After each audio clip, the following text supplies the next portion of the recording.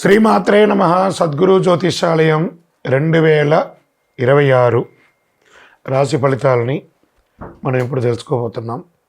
ద్వాదశ రాశులకి ఎలా ఉన్నాయి? అందరికీ ఒక క్యూరియాసిటీ, ఈ కొత్త సంవత్సరం భగవంతుడా నాకు ఎలా ఉంటుంది? నేను ఆరోగ్యంగా బాగుంటానా? నాకు ఉద్యోగం వస్తుందా? నాకు వ్యాపారం బాగుంటుందా?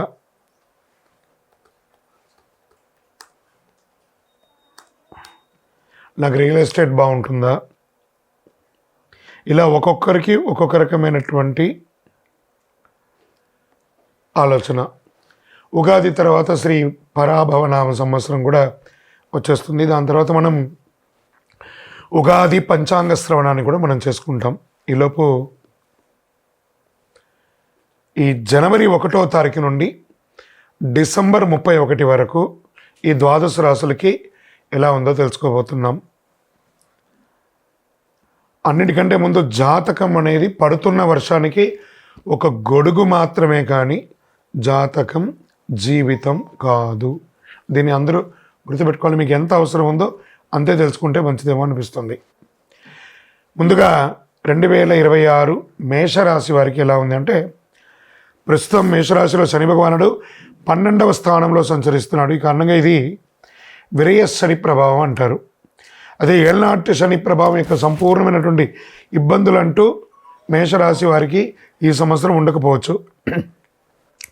2027 జూన్ నుండి జన్మ శని ప్రారంభమవుతుంది కాబట్టి అప్పటి నుంచి కాస్త ఇబ్బంది వచ్చే అవకాశాలు ఉన్నాయి. అందుకే 2026 మేషరాశి వారికి ఎవరిని అంతగా ఎక్కువ నమ్మకూడదు. ఎందుకంటే విరయ శని అన్నారు కదా, మానసిక ఒత్తిడిల కారణంగా చాలా ఇబ్బందులు వచ్చే అవకాశాలు ఉన్నాయి. నేను మా అన్నను నమ్ముతాను, మా తమ్ముడిని నమ్ముతాను, మా బంధువుని నమ్ముతాను, నా ఫ్రెండ్స్ని నమ్ముతానని చెప్పి నమ్మి పెట్టుబడి పెట్టి మోసపోకండి. మేషరాశి మిత్రులారా, ఇతరులను పూర్తిగా నమ్మి పెట్టే ప్రయత్నంలో ప్రతి ఒక్కటి కూడా బెడిసి కొడుతుందని ఉందండి. 2026 జూన్ తర్వాత ఇప్పటి వరకు ఉన్న భయం, టెన్షన్స్ అవన్నీ తొలగిపోయి క్రమంగా తొలగిపోతుంది. మేషరాశి వారికి ఇది అద్భుతమైనటువంటి కాలం అని కూడా చెప్పచ్చు. జూన్ తర్వాత మీకు ఇప్పుడు ప్రస్తుతం జరుగుతున్నటువంటి యొక్క ప్రభావం వల్ల అతి కోపం, మనసులో ఏ కల్మషం లేకపోయినా ఏదో రకమైనటువంటి ఒక ఆవేదన, ఒక భయం, ఒక కోపం. తర్వాత ఏదైనా నష్టమైన తర్వాత అయ్యో నా నోటి దురుస్తు వల్ల ఇలా అయ్యిందని బాధపడడం తప్ప ఇంకేం లేదు. మీకు శత్రువు మీ నోరే. నోటిని అదుపులో పెట్టుకోండి.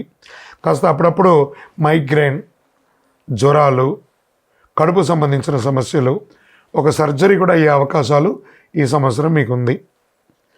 గురు ప్రభావ ప్రకారంగా BP, sugar, cholesterol, blood pressure ఇవన్నీ వచ్చే అవకాశాలు కూడా ఉన్నాయి.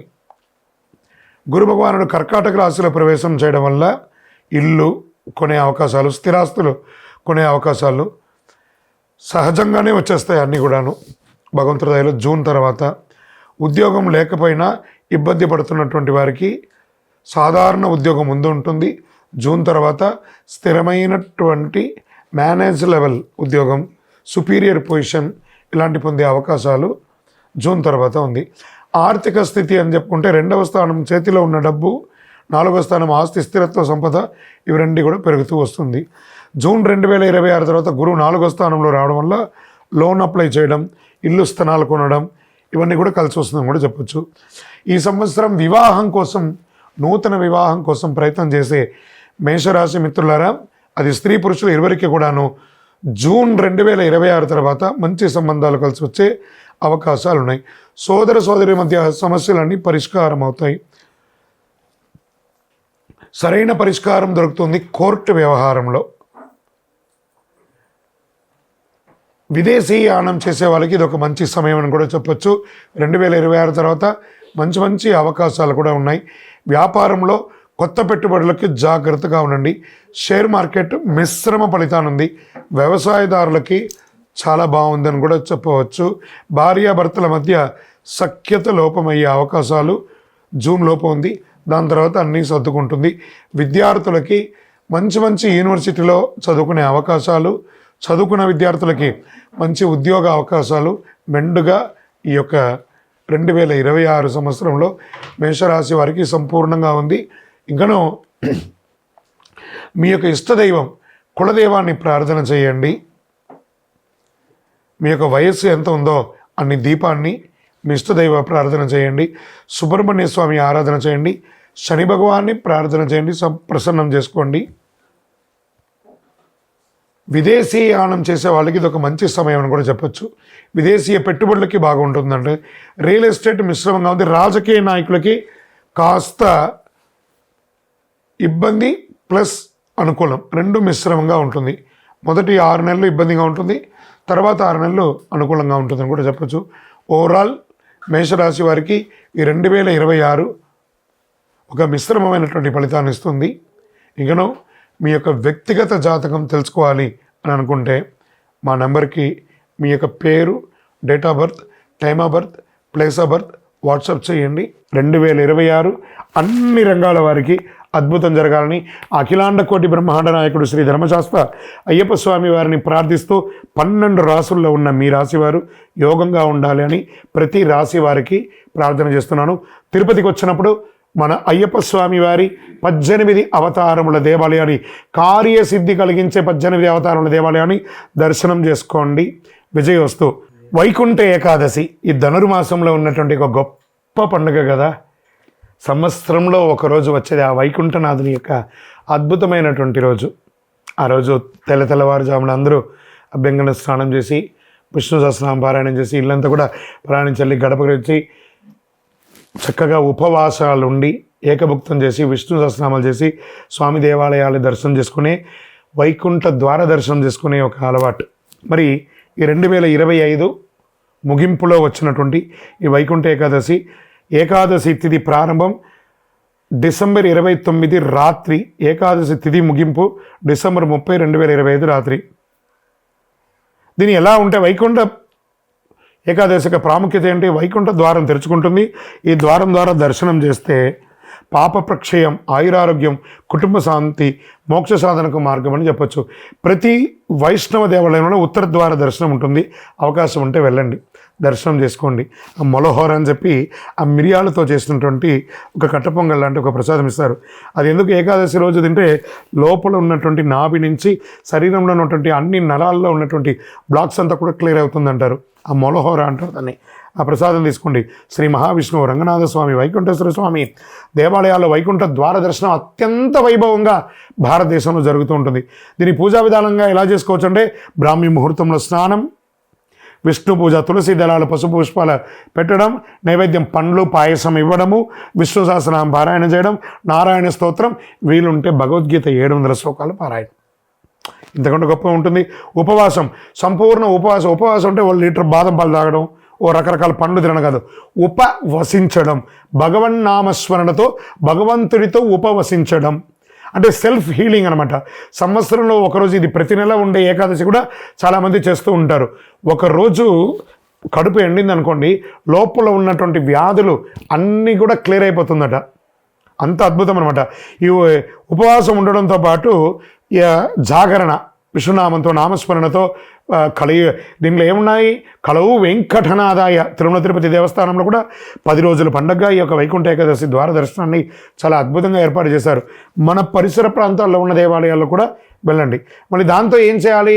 ఈ యొక్క జాగరణ విరమణ తర్వాత ద్వాదశి భోజనం 31 డిసెంబర్ 2025 నాడు ఉదయం విష్ణు పూజ అనంతరం ఆహారం స్వీకరించాలి. ఏకాదశి ఉపవాసం ఉండి ఆహారం స్వీకరించడము, లేదా ఒక్కరికైనా ఆహారం పెడితే సాక్షాత్ వైకుంఠనాథుడే వచ్చి మన దగ్గర ఆహారం తీసుకున్నట్ట. ఒక స్ట్రేంజర్స్, ఒక పేదవాళ్ళకైనా ఆహారం పెట్టాలట. ద్వాదశ భోజనం అంటారు దాన్ని. సో అంత అద్భుతం. దీనివల్ల ఏమొస్తుంది? సంతాన ప్రాప్తి పెరుగుతుంది, ఆరోగ్య ఆర్థిక ఇబ్బందులు తొలగుతాయి, ఆధ్యాత్మికమైనటువంటి వెలుగు జంతలు పెరుగుతుంది. వైకుంఠనాథుడికి ఏ అద్భుతమైనటువంటిది ఏం చేయాలి? ఆ వెంకటేశ్వర స్వామికి ఏం కావాలి? శ్రీనివాస గోవింద, శ్రీ వెంకటేశ గోవింద, వైకుంఠనాథ గోవింద అని ఆ గోవింద గోవింద గోవింద గోవింద నామాన్ని చెయ్యండి చాలు. ఏం చెప్పారు ఆ హనుమంతుల వారు? ఎత్ర ఎత్ర రఘునాథ కీర్తనం తత్ర తత్ర ముఖమస్తకాంజలిం బాష్పవారి పరిపూర్ణలోచనం మారుతిని నమతరాంజ. అయ్యా ఆంజనేయ, నువ్వు ఎక్కడ ఉంటావురా అంటే ఆ నారాయణ నామస్మరణ ఎక్కడ జరుగుతుందో అక్కడ కన్నీటి పర్యంతం నేను నమస్కరిస్తూ ఆ నామస్మరణ చేసిన వాళ్ళకి సేవకులుగా ఉంటానన్నారట. ఈ వైకుంఠ ఏకాదశి రోజు ఒక్కసారి మీరు నామస్మరణ చేస్తే 1,00,000 సారి నామం చేసినంత ఫలితం. కలవు వెంకటనాథాయ. అలా వైకుంఠనాథుని ప్రార్థన చేయండి, అన్ని రకాల అనుగ్రహం పొందండి. విజయోస్తు. సంక్రాంతి వచ్చిందంటే ఎంత పండగ అందరికీ. చాలా ఇది ఆ నారాయణ సేవ చేసేవాళ్ళు, ఆ గోవులు వెళ్ళేవాళ్ళు ఎంత అద్భుతంగా ఉంటుందంటే పల్లెటూరులలో అంతా చేస్తే ఆ గొబ్బిలు పెట్టి పూలు పెట్టి ఎంతో అందమైనటువంటి పండగ. దేనికోసం ఇది? అయ్యప్ప భక్తులు కూడా చాలా గొప్పది. భోగికి ముందు చేరాలి, మకర సంక్రాంతి చూడాలి, చాలు చాలు మనకింకా వలదు వలదు ఇక జన్మ. ఇంత అద్భుతం తెలుసా?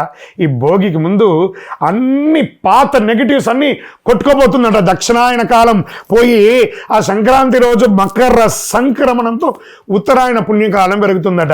దీనికోసం బాగా భోగి మంటలు వేసుకుంటారు. అన్ని చెత్త చెదారం అంతా ఎందుకు వేసి కాలుస్తారు? ఏదో మొక్కుబడిగా చేస్తారనుకున్నారా? మాలో ఉన్న దరిద్రం, కామ క్రోధ లోభ మోగ మదమాత్సర్య ఈశ డంబాలన్నింటినీ అగ్ని రూపంలో కాల్చి మేము ఒక ఫ్రెష్గా మారబోతున్నాము. మకర సంక్రమణంతో సంక్రమించాలనుకుంటున్నాము. దక్షిణాయనం పోయి ఉత్తరాయణం పొందుతున్న అద్భుతమైనటువంటి సమయం అండి. ఆధ్యాత్మికతకు కొత్త సంవత్సరంలో, ఆంగ్ల నూతన సంవత్సరంలో మొట్టమొదటి పండుగ అండి ఆ మకర సంక్రాంతి. అద్భుతం. ఎలా పాత అలవాట్లు, పాత కష్టాలు, నెగిటివిటీ ఇవన్నీ భోగి మంటలో దహనం చేసేస్తున్నాం. ఎంత అద్భుతం కదా! భగవంతుడు మనకి ఇచ్చినవన్నీ కొత్త జీవితానికి సిద్ధం కావడం. ఆచారాలు, తెల్లవారుజామున భోగి మంటలు, ఇంటి ముందు ముగ్గు గొబ్బిళ్ళు, ఇంటి శుభ్రత, పాత వస్తువులు తొలగింపు, భోగి ఫలం, రోగాలు తగ్గుతాయి, మనసుకు తేలిక, ఇంట్లో శుభ్రత. ఇంకా మకర సంక్రాంతి ఎలా పర్వదినం ఎలా ఉంటుందంటే, సంక్రాంతి మహిమ సూర్యుడు ఉత్తరాయణ ప్రయాణ ప్రారంభం. అప్పటి వరకు 6 నెలలు దక్షిణాయనం ఉన్నాడు కదా. జూలై 15 నుంచి ఇక్కడి నుంచి ప్రారంభిస్తున్నాడు. మకర సంక్రమణంతో ఉత్తరాయణ పుణ్యకాలం స్టార్ట్ అయింది. దేవతలకు అత్యంత ప్రీతికరమైనటువంటి ఉత్తరాయణ కాలం అంటారు. దాన ధర్మాలకు విశేష ఫలం అని చెప్తారు. ఏ విధమైనటువంటి పితృదేవతలకు తర్పణం వదులుతారు కొంతమంది. సూర్యనారాయణ పూజ, ఆరోగ్యం కోసం ప్రార్థన చేసేవాళ్ళు మకర సంక్రాంతి రోజు ఆదిత్య హృదయం చదవండి, సూర్య నమస్కారం చేయండి. అంత అద్భుతంగా ఉంటారు. కొత్త బట్టలు కొండి, చిన్నపిల్లల్ని సంతృప్తి పరచండి. ఎంత అద్భుతంగా ఉంటుందో తెలుసా? పాయసం, చెరుకు, ఇవన్నీ పొంగలి, ఇవన్నీ చెరుకు పెట్టి కుండల్లో, ఇవన్నీ పల్లెటూరులో చాలామంది ఇది చేస్తూ ఉంటారు. ప్రయత్నం చేయండి. ఆ పొంగలి వండి అందరికీ 10 మందికి పెట్టడం చాలా విశేషంగా మన సౌత్ ఇండియాలో చాలా ప్రాంతాల్లో దీన్ని చేస్తుంటారు. ప్రత్యేకించి తమిళనాడులో దీన్ని చాలా జల్లికట్టు అనే ఒక కార్యక్రమం కూడా చాలా అద్భుతంగా చేస్తుంటారు కనుమ రోజు. ఈ సంక్రాంతి పండుగ చాలా విశేషంగా ఉభయ తెలుగు రాష్ట్రాలు కూడా చాలా చోట దీన్ని చాలా గొప్పగా చేస్తూ ఉంటారు. మరి ఈ యొక్క రోజులో ఏం దానం ఇవ్వాలి? బెల్లం దానం ఇవ్వాలి, నువ్వులు దానం ఇవ్వాలి, నువ్వుల ఉండ తినాలి. మనమందరం కూడా ప్రాంతీయ పద్ధతి ప్రకారం పతంగులు, గాలిపటాలు ఎగరవేస్తాం మకర సంక్రాంతికి. చాలా ఒక అన్నదమ్ములు, అక్క చెల్లెలు, భార్యాభర్తలు, పిల్లలు, బిడ్డ, అల్లుడు కలిసి కట్టి ఆనందంగా సంబరంగా చేసుకునే ఒక మహత్తరమైనటువంటి పండుగ ఏదైనా ఉందంటే సంక్రాంతి. మకర సంక్రాంతి, మకరుడు మారుతున్నటువంటి సంక్రాంతి. ఈ కనుమ పండుగ వచ్చేసింది అనుకుందాం. కనుమ ప్రాముఖ్యత ఏంది? వ్యవసాయదారులకి. అంటే ఒక దున్నపోతు ఉంటుంది చూసారా, దాన్ని కొట్టి కొట్టి దున్ని దున్ని దున్ని దున్ని కట్టబెట్టి దున్నుతూనే ఉంటారు. దున్నపోతు కూడా ఒకరోజు వస్తుందంటారు చూస్తారా, కనుమండి. ఆ సాక్షాత్ ఆ యొక్క కల్ప వృక్షం అండి, భూలోక కల్ప వృక్షం ఏదైనా ఉందంటే ఆవే అండి. ఆ ఆవునికి చక్కగా పూజ చేసి, ఆ చక్కగా అలంకారాలు చేసి, ఎంత అద్భుతంగా కనుమ భోజనం చేయడము, అందరిని పిలిచి సమబంతి భోజనం చేయడము, పశువులకు అలంకరణ చేయడము, ఆ పశువుల్ని కులదేవతగా ప్రార్థన చేయడము, హారతి ఇవ్వడము, పూజ చేయడము, ఆకుకూరలు పండ్లు అవన్నీ కూడా తినిపించడము, పశు వ్యాభివృద్ధి దాన్ని చేయడం వల్ల పశు సమృద్ధి పెరుగుతుందట, పాల ఉత్పత్తి పెరుగుతుందట, వ్యవసాయం పెరుగుతుందట. ఇవన్నీ కూడా అంత అద్భుతమైనటువంటి కనుమ రోజు ఆ యొక్క ఆవులకి, దొడలకన్నిటి కూడా చక్కగా ఇదేనే జల్లికట్టుగా కూడా చాలా అద్భుతంగా చేస్తుంటారు. భోగి చెడును వదలడం, సంక్రాంతి శుభాన్ని ఆహ్వానించడం, కనుమ కృతజ్ఞతగా జీవించడం, ఈ 3 పాటిస్తే జీవితం సమృద్ధిగా ఉంటుంది. కొత్త ఆశలు, కుటుంబ కలయిక, ఆర్థిక స్థిరత్వం, ఆరోగ్యం, శాంతి, ఆనందం